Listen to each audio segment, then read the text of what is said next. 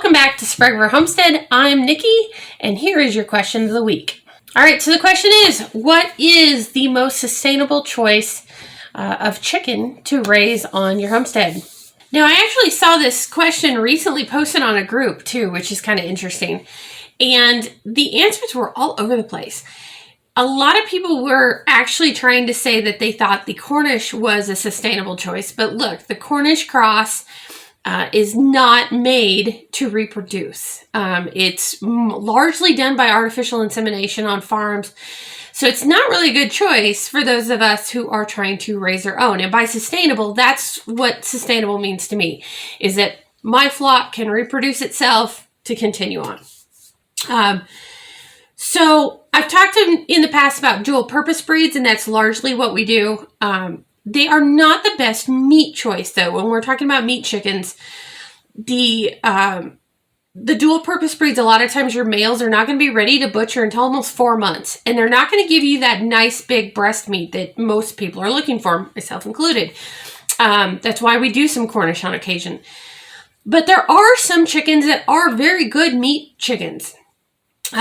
We are adding Freedom Rangers this year. They are considered a pasture-based broiler type chicken. They butcher out at 9 to 11 weeks to hit that 5 to 6 pound mark that your Cornish will usually hit at 8. So they grow a little bit slower, but they don't have the health problems. You can actually raise these hens all the way up, and they will actually lay. They are capable of breeding and capable of reproducing. So this is why we're going to add some and see how we like them.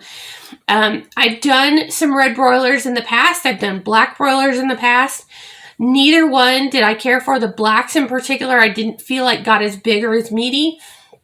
The red broilers that we did years ago I think they were more of an offshoot of a Red Ranger. And while they were fairly meaty, they, to me, were very much like the Cornish in that they were lazy and very dirty and really susceptible to temperature changes. That's one thing we don't like about the broilers or the Cornish broilers. We have to be very particular on when we do them here because they don't seem to like extremely hot weather, and they don't really like the cold weather very much.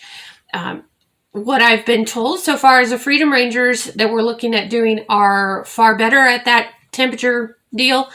And when they start laying, hens will lay 3 to 4 eggs a week. Now keep that in mind that when you're looking at a chicken that's going to produce good meat, they're not always going to be good egg layers. This is why they say most of your dual purpose breeds will only lay 5 eggs a week, as opposed to something like a leghorn that will actually produce pretty consistently every 24 to 26 hours. You don't get that quite as much in your dual purpose.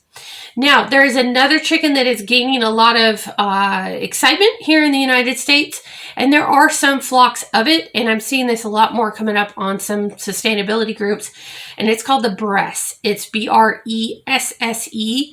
If I remember correctly, it is a French breed. These guys are totally different than what we think of as chickens here in the United States. They have a different flavor. I've heard it described so many different ways. I've never tasted one, so I can't really tell you accurately what they taste like. What I have heard is that they are not good setters, not tremendously good layers. They do, however, have an even finer bone than what we're used to in the Cornish. So that gives them a far superior meat to bone ratio, supposedly more like 80 to 85%, where a good Cornish can be closer to like 75%. So supposedly really good. They convert feed in a whole different way. But I've heard that, as fast as they grow, not being good setters, not being good layers, I don't know that they're a good sustainability choice, but I do see a lot of people starting to move towards them. They're very, very expensive. I looked up trying to find what the going rate of them is right now. And the only hatcheries I could find that offer them are selling them for anywhere from $15 to $29 a chick, day-old, unsexed, straight-run chick. So pretty expensive unless you can find somebody that's got a flock of them. So if you want to go the route of dual purpose, I'm sure Cannon can put a link up to the top dual purpose breeds I did a while back. On my list is Wyandottes. I'm pretty sure I've got Rhode Island Reds on there. We're mostly raising Wyandottes right now. I have silver, golds, blues, red lace blues. I like them because where we are, they don't frostbite. We've got the smaller comb on the Wyandottes and some of the bigger stuff.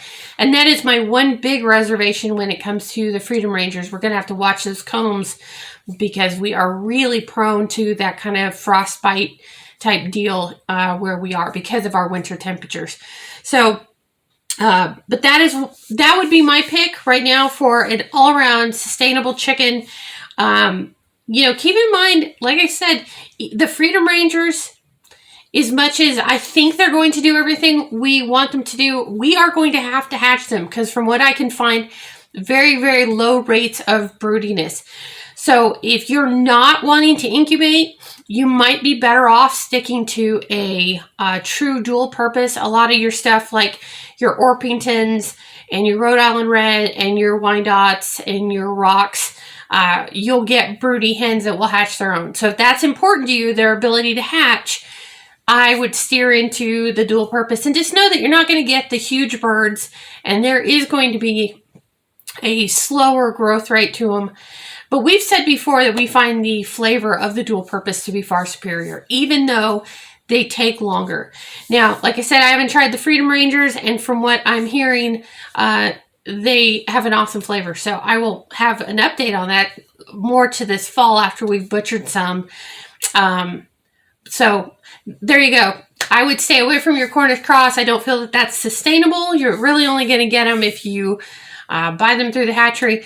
Some people save some every year and try and hatch them. We actually were slow a couple years ago to get ours all butchered, and we had hens out there laying. The roosters couldn't physically breed, but the hens were laying. So I don't know. You could try and keep a couple hens.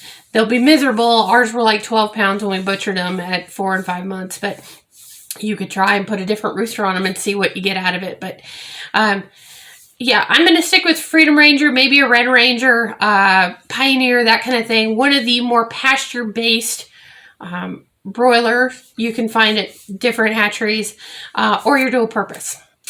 All right, so there you go. There's my answer for this week's Mailbag Monday question of the week. We will see you next time. Happy homesteading.